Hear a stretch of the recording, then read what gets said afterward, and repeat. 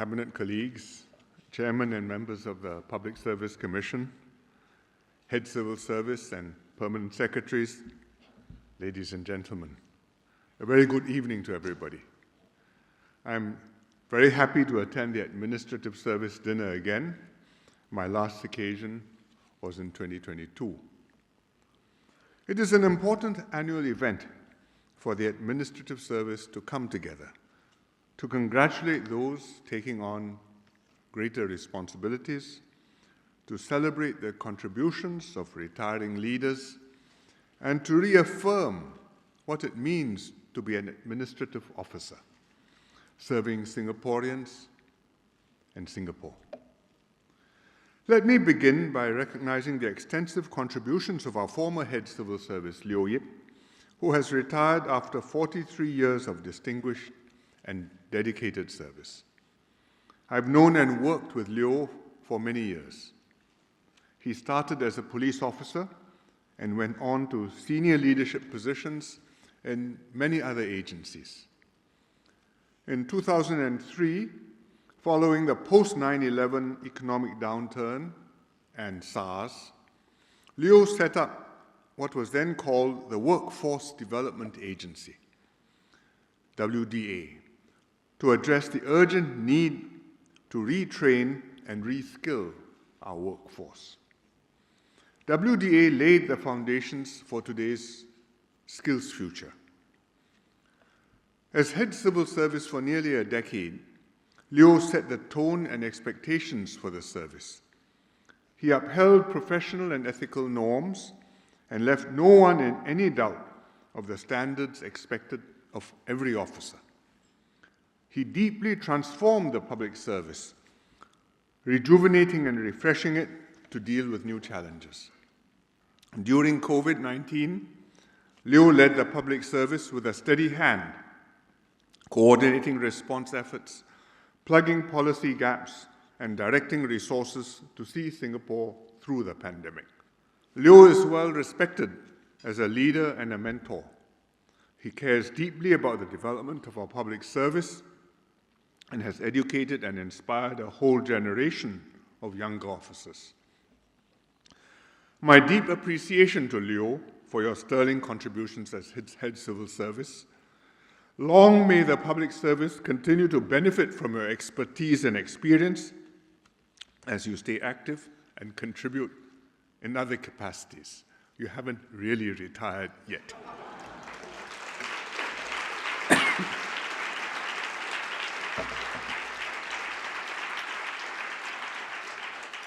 Let me also recognize two more retiring PermSecs, Ng Chi Keun and Pang Kin Kiong.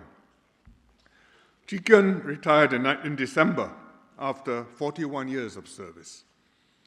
After serving as the Chief of Air Force, Chi Keun took on many other leadership roles.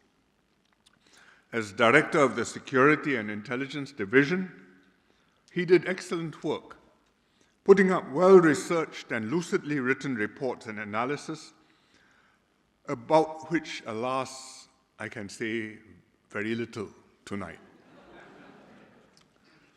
As the first permanent secretary for Smart Nation and Digital Government, Chi Keun started us on our digital government journey.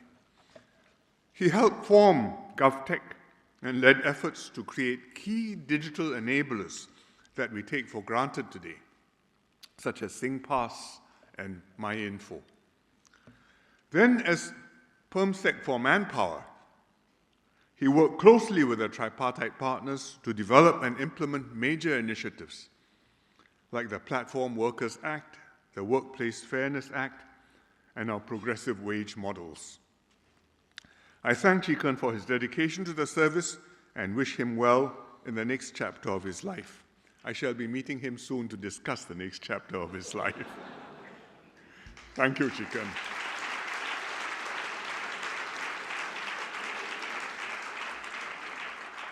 I would also like to thank Kin Kiong, who will be retiring in June after 35 years of service. He's a bit on tenterhooks this evening because he's not sure it will be approved. Amongst his many posts, Kin Kiong served as Director of the Internal Security Department, Permanent Secretary for Law, PS for Transport, and finally PS for Home Affairs. His grounded yet visionary leadership has transformed how we safeguard our national security and protect Singaporeans from harm. He oversaw innovative legislation to deal with foreign interference and maintain racial and religious harmony. He helped form HTX, the Home Team Science and Tech Agency, and pushed for the adoption of technology and new operational concepts at the front lines. As chairman of the Homefront Crisis Executive Group, HCEG, Kin Keong played an instrumental role during COVID-19. He coordinated and mobilized multiple public and private agencies, orchestrating a whole of Singapore response to the crisis. He was a pillar of support to the multi-ministry task force. Even during this current Iran war, Kin Keong is leading the HCEG to support the Homefront Crisis Ministerial Committee, coordinating our national response. Once again, thank you to Leo, Chicken, and Kin Keong for all your contributions over the years. Thank you very much.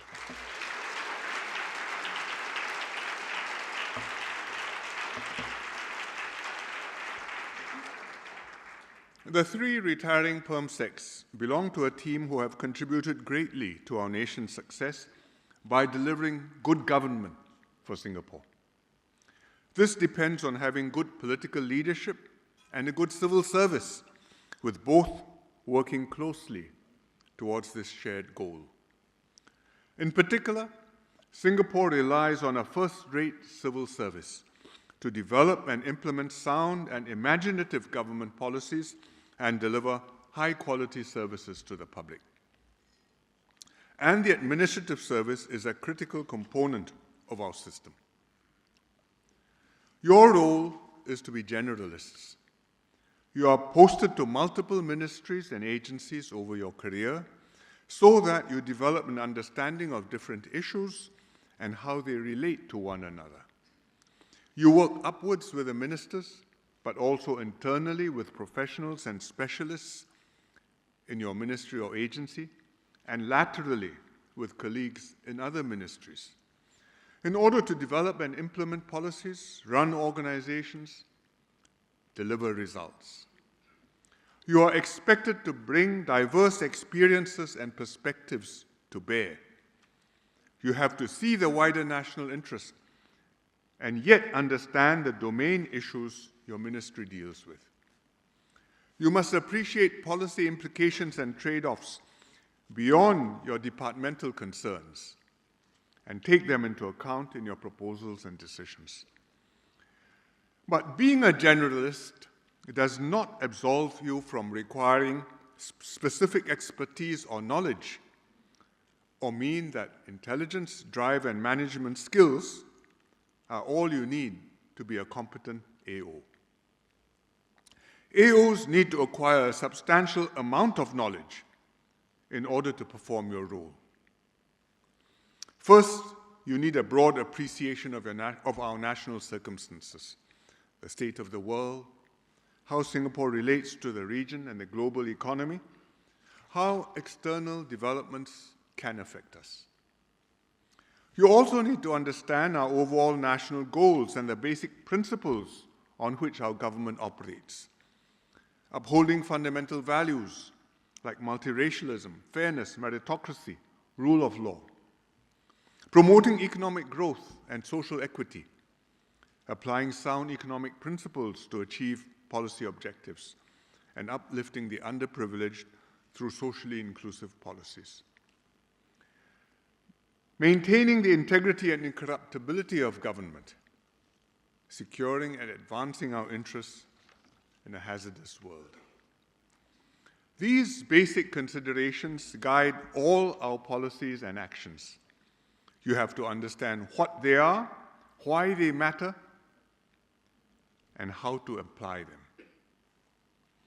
Second, within your own domains and ministries, you need to understand what the issues and policies are, how they came about, the logic underpinning the policies, what we've learnt in implementing them, what their shortcomings are, and most importantly, how we can think about improving them. We are no longer in year zero of nation building, discovering problems and inventing solutions from scratch.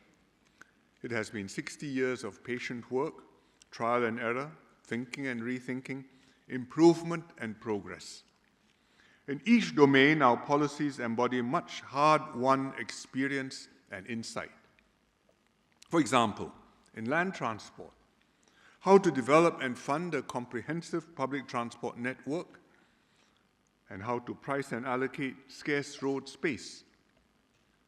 In healthcare, how to structure and regulate the healthcare system, and how to fit in private sector doctors and hospitals. In foreign policy, how to manage relations with neighbors and partners and cultivate friendly ties while defending our national interests. AOs joining the service or new to the ministry need to become familiar with and master this know-how in order to make an intelligent contribution. I'm not suggesting that we should treat current policies as immutable gospel truths to be enshrined and worshipped. Far from it. We must constantly review and rethink them, update them as circumstances change, and even from time to time, break the mold and start afresh. But before you do any of that, please master them. The civil service will help you to do this through induction programs and courses such as SMP and LAP. But most of all, you must be willing to put in the work, to study and thoroughly understand the issues while on the job.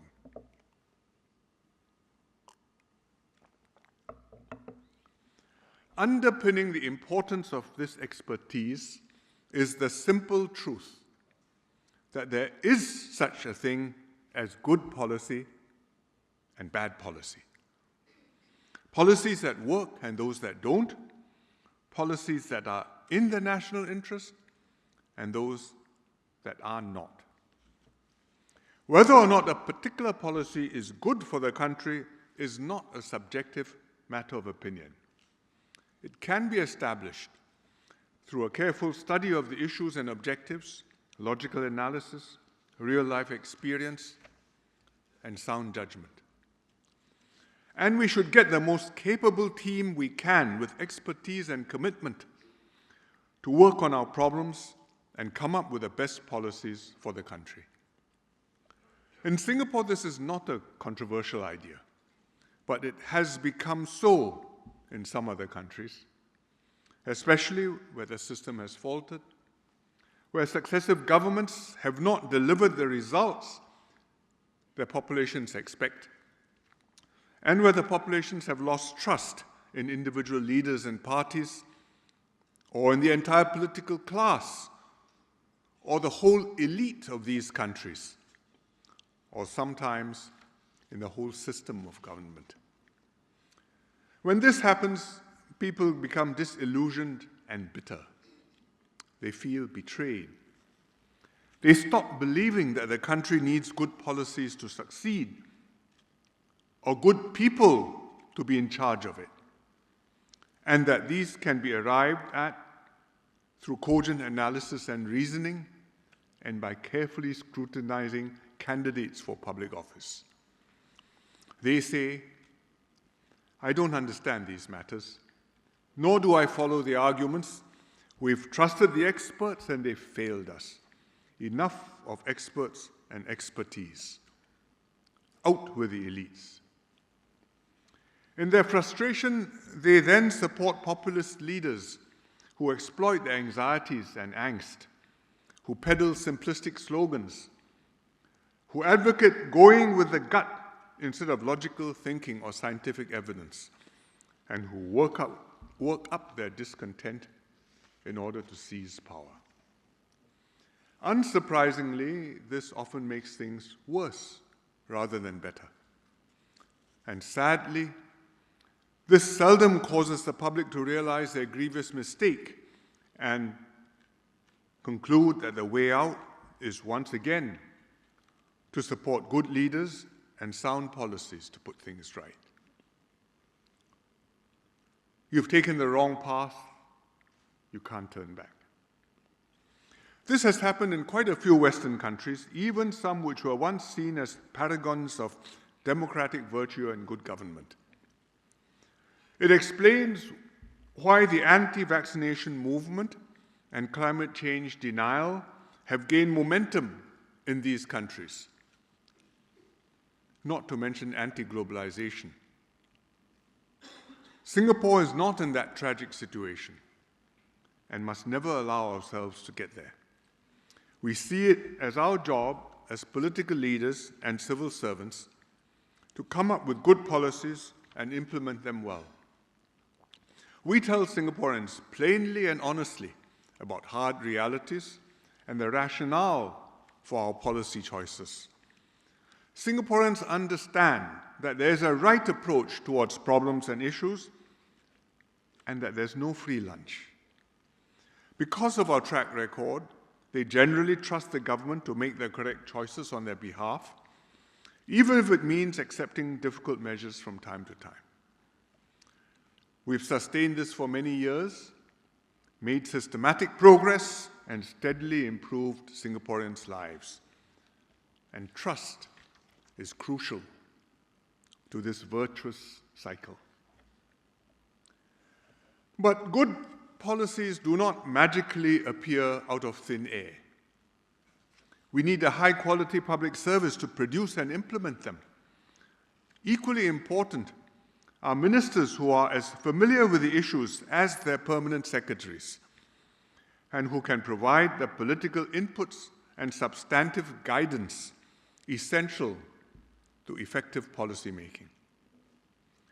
Civil servants cannot get involved in party politics, but being apolitical does not mean being neutral about the direction of the country or the substance of the policies you are in charge of. Your role is not simply to implement whatever policy your ministers decide upon. You must have a view, take a stand, and make considered sound recommendations to the political leadership. Having participated fully in formulating the policies, you must feel responsible for and committed to the policies ultimately adopted. You cannot be indifferent as to whether a particular policy is decided upon or its opposite. Civil servants must have conviction in your policies, contrary to the impression you may have formed from watching Yes, Minister. This depends on your relationship with the ministers and requires a stability of policy and consistency of national direction. You can't do this if ministers come and go or policies chop and change. Fortunately, Singapore has maintained this stability and consistency over the past 60 years. This has enabled our civil servants to develop a close yet proper relationship with the political leaders.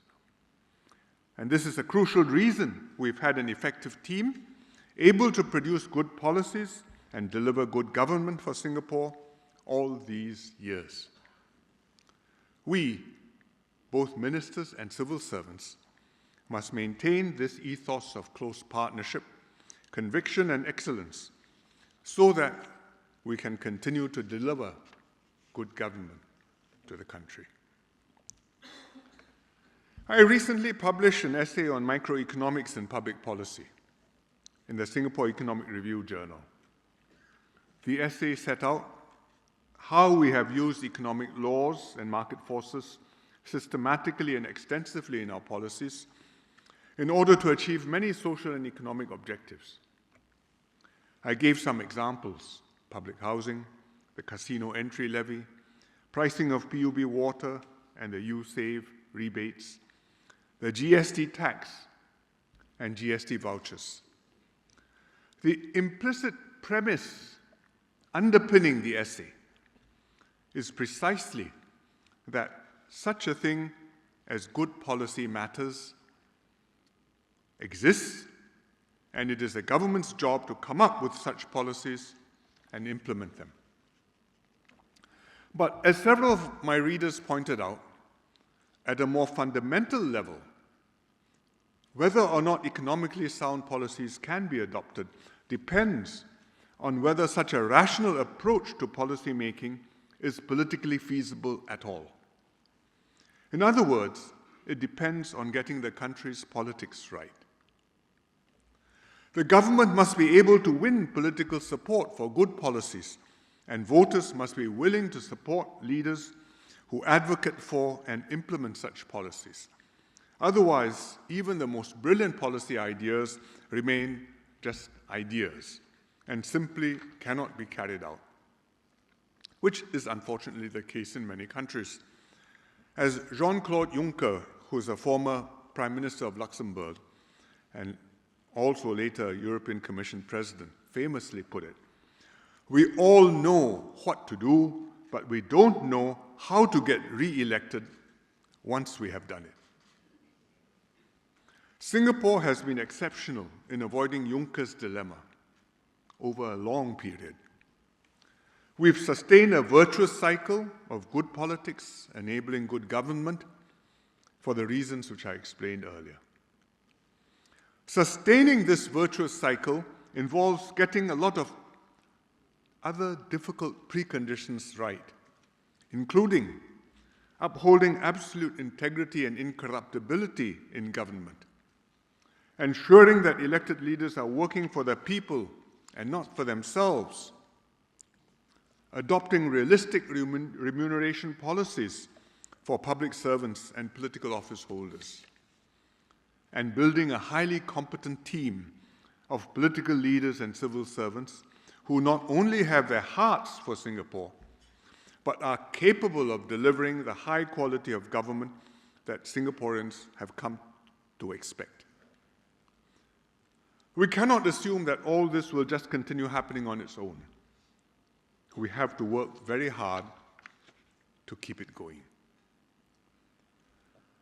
There is yet another factor which has enabled Singapore to work in this exceptional way, but which is not within our control, and that is a favorable external environment.